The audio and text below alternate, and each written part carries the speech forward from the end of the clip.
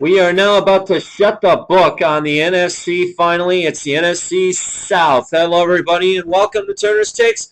I'm Jake Turner. The passion for sports never ends at the buzzer. Hey, I just want to tell you out there right now, I want you to sit back and relax and let me do all the work and the talking. I will let you, at the end of this, get your take. If you do want to give your take, just go to turnerstakes@yahoo.com. Agree or disagree. If I like what you say, I'll put you on Week 1 flashback next Monday. All right, folks, let's get going here. We're about 15 seconds late. Let's move on. Now, I want you at home to sit down and get comfortable, find your favorite beer, and just enjoy the ride. Let's start off with the New Orleans Saints. 12-4 this year. I'm going to get them, and here is the reason why. I want you to take a look at this right here, okay? First off, the offense last year was 3rd in the NFL. Overall, it was a 6th-ranked offense, 28th rush offense. We're going to get to that in a minute here. But look at the numbers by Drew Brees. 68% completion rating, 33 touchdowns, 22 interceptions. That is in mind. He didn't have the best offensive line last year. So this is pretty interesting. I really think that the -6 turnover ratio will change it to a plus this year. Now to the big part here. Rush offense. Last year, big issue. Reggie Bush could not stay healthy. He just wasn't fitting in. But Christopher Ivory and Pierre Thomas were pulling it off pretty nicely on the long distance running. That said, the goal line offense was one of the worst in the NFL when it came to rushing. They went out and drafted Alabama running back Mark Ingram. Not only that, they got their screen running back. This guy can run a 4.3 and a 40-yard dash.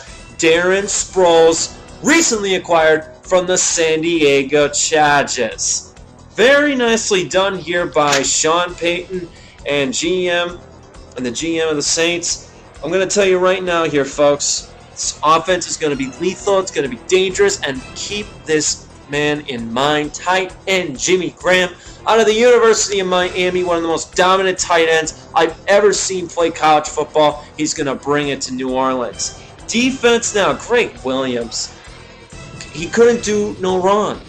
He basically revamped the defense with the passing defense ranked 4th in the NFL. That was last year. 13 touchdowns passing allowed. 33 sacks compared to a D-line that was just injury-plagued.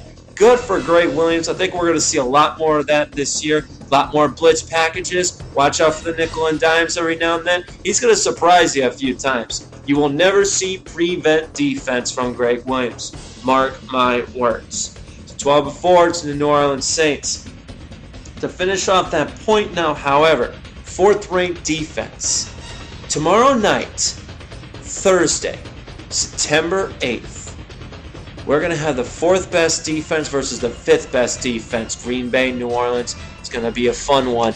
That said, let's move on to 2nd place, and it's the Atlanta Falcons. And let me just say this before you, Mr. Falcon fan, get on my case. Let me tell you why I believe that this team is only going to get a wild card spot, and maybe that. Now, mark my words, offense, solid, okay? Matt Ryan, 28 touchdowns, 9 interceptions last year, 62.5% completion rating, a +14 turnover ratio. That's good. That is really good. I'm not going to lie. Not going to lie.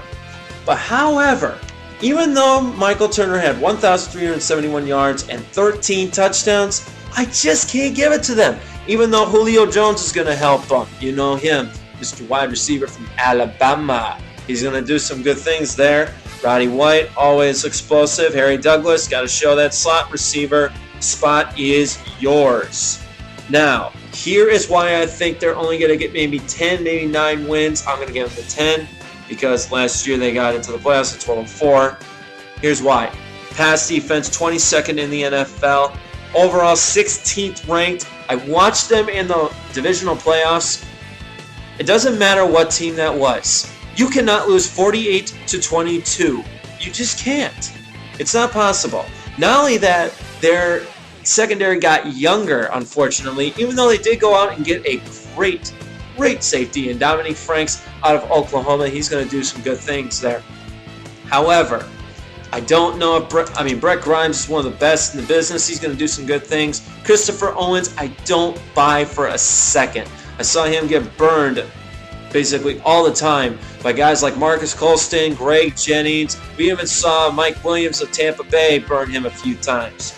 I don't really trust this defense because they just gave up way too much at the wrong time here. I just don't see this happening. I'm going to give Atlanta 10-6, but hey, maybe they might be able to change my mind. We'll see. We'll see. I didn't really see much in preseason I was pretty impressed with, and they did bring, and by the way, one more thing, a note to Tom Dimitroff, Ray Edwards is not going to help you. So you getting rid of Jonte Davis was a big loss. Just saying. Let's move on to Tampa Bay. Boy, I really hate doing this because I like what GM Mark Romanek and head coach Raheem Morris are doing with the Tampa Bay Buccaneers. But guess what, folks? They had way too much problems during the offseason. They didn't focus enough, and I know for a fact these guys have looked dead in the water all preseason long. I haven't seen anything that makes me go, whoa, this is a team to be reckoned with. They're going to be down, but not by much. 8-8 record, best. Okay, Josh Freeman, 25 touchdowns, 6 interceptions. He is one of the most explosive quarterbacks in the NFL. Top 10, absolutely. Okay, and with Garrett Blount, he really busted it out last year, did some good things for them. You got Arius Ben, Mike Williams, Kellen Winslow. That's going to be a good explosive wide receiver core and tight end.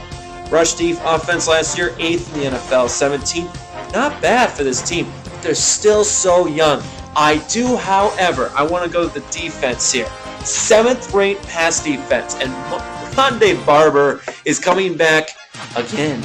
And also think about this. Aqib Talib is practicing again, and he was one of the most explosive players in the secondary last year in the NFL. He's going to do some good things there, unless legal troubles come back and bite him in the ass. Sorry, I had to just say it flat out. Last year they gave up only 12 touchdowns rushing. That's impressive for such a young group. They lost Jimmy Wilkerson to free agency. They lost a few good players here that was really like the emphasis, the nucleus of what the Tampa Bay Buccaneers defense was. And I just don't know if I can really go as high as 8-8 with this team because the biggest problem is the rush defense last year was 28th, but I know for a fact that the kid out of Clemson, Daquan Bowers, is going to wreak havoc. And I do understand now why Jimmy Wilkerson went to Seattle. However, keep an eye on that defensive line. They keep building and getting better and better. Gerard McCoy, Daquan Bowers, they're going to do some good things there. They got back linebacker Geno Hayes. He's going to make some good things happen here. I am not going to say this. This is just my take. 8-8 Tampa Bay. Maybe they might be able to surprise again, but I just don't see enough. Finally, let's go to the bottom of the barrel. And ladies and gentlemen, the most obvious thing happened this year in the NFL. Cam Newton was drafted at 1st overall. Let's give a round of applause.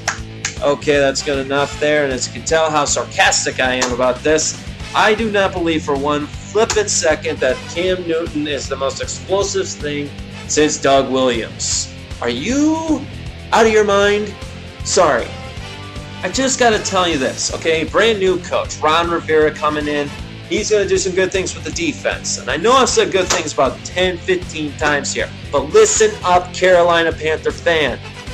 This is just the beginning. Is Cam Newton going to be the guy? Well, guess what? We're going to find out if $25 million was wasted or if it was a good investment. They went out and got a good tight end in Greg Olsen from Chicago. I still don't understand how they got him. Steve Smith is on his last leg. I don't really see much coming out of him this year. And we're just going to have to continue seeing youth happen in the wide receiver core. Cam Newton's not going to have much to throw at. The offensive line, strong, absolutely. But Cam Newton, if you want to keep that confidence up, mark my words, my friend, don't run the ball all the time. You got to show your passing ability. If you don't show that, then that's why you're going to be the 32nd ranked pass offense, just like last year. However, Even though he had a 42% preseason debut, I would like to see what this kid can do. So I will give him the benefit of the doubt. Now, this is an obvious thing. D'Angelo Williams and Jonathan Stewart are the two most explosive running back duos I've seen in a long time. They are going to do some havoc on some teams. They're going to be in games at times here. There are going to be a lot of blowouts, though, too.